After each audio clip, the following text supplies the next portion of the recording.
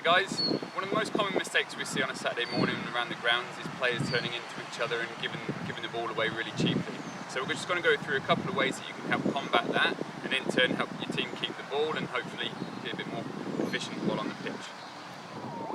So what we see a lot of when players are short on space, so I'm tucked right against the byline here and Connor's going to act as the defender today. So what we see a lot of when players are coming in and becoming under pressure, we're just turning into the defender. Obviously it makes it really easy for Connor to take the ball. So we'll go through it in match tempo. So Connor's going to pass me the ball. So what we see a lot, to take a touch, oh we're under pressure, we're going to turn in. Alright? Sometimes, probably once or twice out of 10, you might get lucky, you turn in, you get a second little bobble off your knee and you keep the ball. You might look $1 million one or two times out of 10, but really you want a better percentage success rate than that. So instead of turning into the player, what we're going to work on is simply, as you receive the ball, you're coming, you can feel where the defender is, instead of just panicking and either booting it down the line to no one, or by turning into the player, we're also going to lose the ball. Can we stay a little bit more composed? The pressure's coming, but believe in yourself, believe in your technique. You're going to turn away, and then you've got a teammate, you can pass the ball to your teammate, keep the ball, I can make a second angle to hopefully receive the ball with a bit more time and space to go forwards.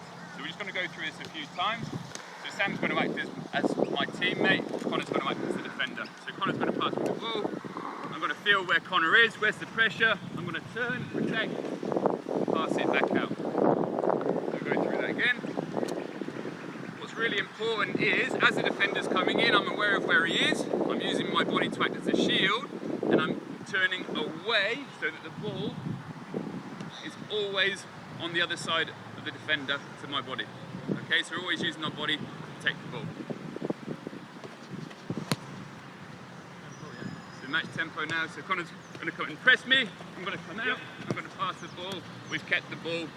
Even though I've gone backwards, it's a lot more beneficial than giving up possession of the ball to the opposition player. Pressure's coming, there, turning. Could Connor actually get close enough to the ball to win it? Yes, he's got close to me, but I've used my body, I've got my arm up, I've got nice and low, I'm strong. He can't get to the ball without fouling me. I'm using my body, little outside hook. I'm playing the ball back to my teammate that supported me, then I make my second movement. So sometimes the defender isn't putting you under an awful lot of pressure. That might be the time where you can dribble or you can turn out inside. So we'll just give you an example of that. So the balls come in, defender's not too tight. That's where I don't necessarily have to turn my back because I've got space here. So I can turn out safely, or I can play back to Sam who's on the angle for me. So again, it's just being aware of where the defender is and what's in front of you, making that quick, smart decision. Now Connor's going to put me under a bit of pressure, so he's going to make me make the decision. So sometimes he's going to put me under a lot of pressure.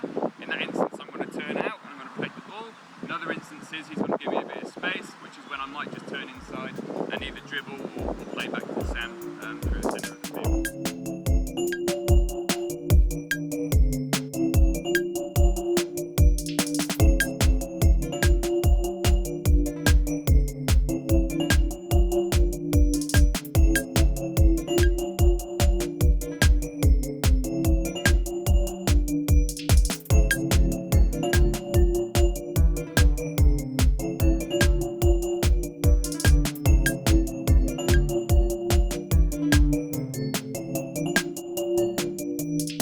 So although that might seem a real small thing, but it does become really important when you do go into a game, because if you're the player that continuously keeps turning the ball over, obviously you're not going to be the most popular with your teammates. So work on that 5 or 10 minutes a day just to improve that touch, the awareness and ball retention, which is key to be a successful player.